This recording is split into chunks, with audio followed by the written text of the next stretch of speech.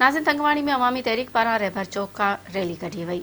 उन हवाले से ॾिसूं था तौसर मलिक जी ही रिपोर्ट। तंगवाणी में अवामी तहरीक पर हारी कॉन्फ्रेंस प्रोग्राम मुनक़िद प्रोग्राम बरकत अरमान सिंधाणी तहरीक जा कारकुन शरीक न जो तंगवाणी सा ॻाल्हि क्यों उन जा क्या मुतालबा है। सिंध में जेकी जागीरदारी निज़ाम है वो ख़त्म कयो वञे ऐं जागीरदारी निज़ाम ही वॾियूं बुरायूं पैदा कयूं आहिनि। तइलीम कोन्हे, ही सिंध ते कब्ज़ा पिया थियनि, ही जरगा आहिनि, ही कारोकारी आहिनि, ये सभु हिन जेको जागीरदारी निज़ाम आहे इन्हनि जूं असांखे ॾिनल सुखड़ियूं आहिनि।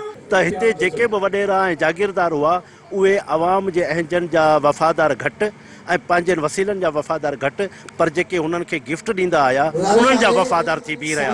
तंहिं करे सिंध जो हारी ऐं सिंध जो मज़लूम आवाम ग़ुलामी जी ज़िंदगी में हलियो वियो ऐं अञा ताईं उहा गुज़ारे पियो। तेल ऐं डीज़ल एॾी महांगी आहे जो हारी वीचारो जेकॾहिं 28 ॿनिअ जो काए थो त उन पीणो कर्ज़ में कारो थियो थो वञे। हारियाणियूं जेके ज़मीन में सॼो ॾींहुं कमु कनि थियूं उन्हनि खे को मुआवज़ो कोन थो मिले। सिंध जे पाणी ते जेको धाड़ो आहे ऐं जेके वॾियूं जागीरियूं आहिनि सिंधी अवाम जे गद्दारी जे एवज़ उन्हनि खे मिलियूं आहिनि। उन्हनि सरदारनि जागीरदारनि खां वॾियूं जागीरियूं जेके हाणे वरितियूं वञनि ऐं सिंध जे बेज़मीन ग़रीब मिसकीन हारियुनि में विरहायूं वञनि।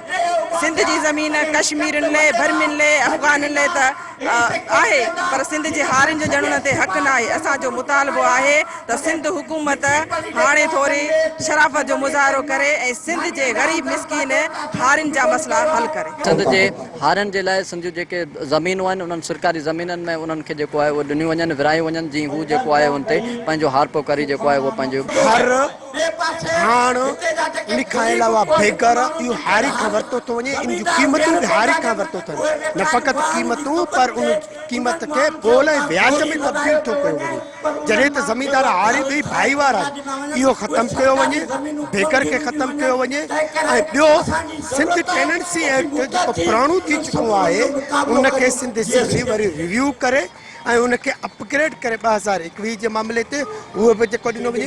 ॿियो जेको नकुली ॿिज दवाऊं जेके वापारियुनि जी तरफ़ूं अचनि था पिया उहे बि जेको आहे न बंदि कया वञनि त जीअं आम हारी जो ऐं ज़मीनदार जो नुक़सानु न थिए। असांजा